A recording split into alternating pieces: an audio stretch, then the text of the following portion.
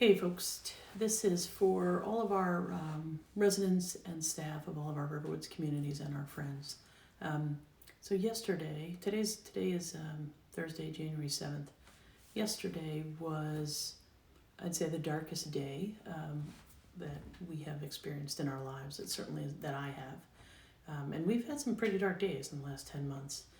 But it was a time when our republic, our democracy, was under attack by our own people, and caused by a lack of trust and caused by a lack of facts, and caused by a lack of leadership. And it's an interesting thing that this is a time when, as a nation and as a world, we need each other more. And for some reason, human nature tends to lead us to pull apart sometimes in those situations. And so what I would say is when smart people of good intent work together, really good things happen. And that was played out, just in the terms of how this vaccine was developed. The COVID vaccine was developed in record time because the smartest scientific minds all had the same goal. They're working on the same thing. They had one answer in mind, and that's basically save the world. And they came out with many, not just one or two, but I think what will in the end be many very viable solutions. And so,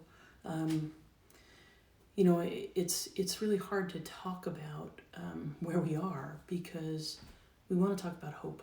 And I still have hope. But today's a hard day. Yesterday was a hard day.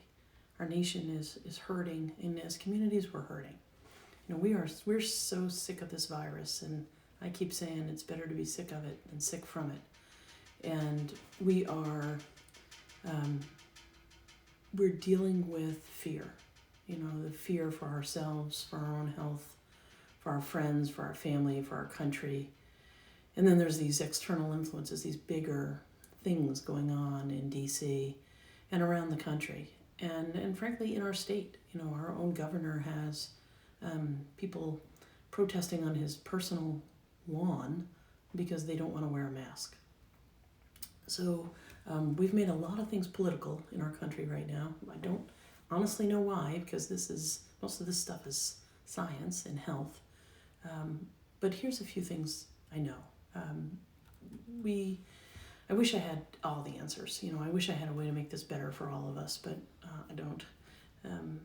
But I'll tell you a few things I do know, for sure. Anger and hatred, they don't solve any problems. And, they might be fun in the moment on occasion, but they don't solve anything. And we suffer as people, as communities, as a nation, when we talk more than we listen, and when we don't check facts, when we just buy into what we want to believe. And that works against us. We don't solve problems that way. And the third thing I would tell you is hope helps. It's been a little hard to have a lot of hope in the last 10 months, but when we lose hope, and if we just blame, we don't make any progress there either. So I still do have a ton of hope, and I'll tell you a few reasons why. Number one is this vaccine. A vaccine, you'll remember, in the fall, what they said was the government would approve a vaccine that was more than 50% effective. The two that are currently approved under the emergency use are 95% effective. The side effects are annoying, but not terrible. The incidence of allergic reaction, I did the math yesterday on what they reported, and it was 0.002%, so 99.8% of the people have no problem. Whereas the incidence of death from COVID is quite a bit higher. So, it's been a tough 10 months, and there are probably a few more tough months, dark months to come. But an end is in sight if we embrace science. And I trust science. My second hope is a little more general for us. I believe we can be a bit of an example for our nation. We're a community. We're a community under stress. We've been dealing with this for a long time.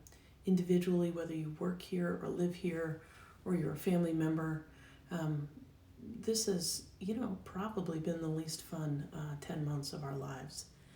But we're in this together.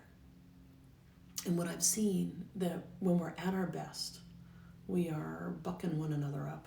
We are making one another laugh, and we are enjoying one another's company, and we're seeing people rise to the occasion. And when we're at our worst, we're doing kind of the opposite of those things. But when we're at our best, we're listening, we're trusting, we're following the rules, because we're trusting that the rules are in place for the greater good. And what we're doing is we're focusing on the greater good instead of just ourselves. And so, to that end, I'm a big proponent of the vaccine. I have done my math. I have done my reading. I'm not a scientist, but if you can find me something I haven't read, I'd be impressed.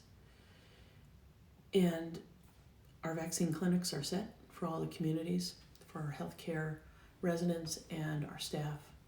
And what you should know for our independent living residents is that today we will submit paperwork with the state to allow us to do a closed point of dispensing, essentially host our own clinics for you on site. That will get approved. All of our independent living residents would be able to take that. And I don't know when, but you can be assured that we will be relentless with the state to make that happen as soon as possible. And what I would ask you to do, if you're a staff member or a resident and you are considering taking the vaccine and maybe not quite sure that you want to, maybe don't ask yourself, do I want the vaccine? Maybe ask yourself, do I want to get COVID? And also, do I want to run the risk of giving it to someone else? Healing begins when we think about others more than ourselves. That's what community is about. That's what our central core value is about, not for self. And we've got opportunity. New Hampshire's handling this far better than any other state that I know of. We have an opportunity before everyone else. We should take it. So we'll be back with you with some more specific details. But for now, I think what I would end with is to say, I'm 52. And so for some of you that might seem old, and so for some of you that might seem young. For me, it seems kind of old today. But that means I was born in 1968, which is the year that Dr. Martin Luther King and Bobby Kennedy were assassinated. So I've always kind of felt, I was born under a little bit of tumult. And this year has felt like a reckoning, a comeback to my birth year. But we came out of that as a nation, as people, and we will again. But we need to come together. And I'm a believer. I believe that that you will, that we will, and that we'll be better in the end. So, as always, wash your hands. Stay healthy, my friends.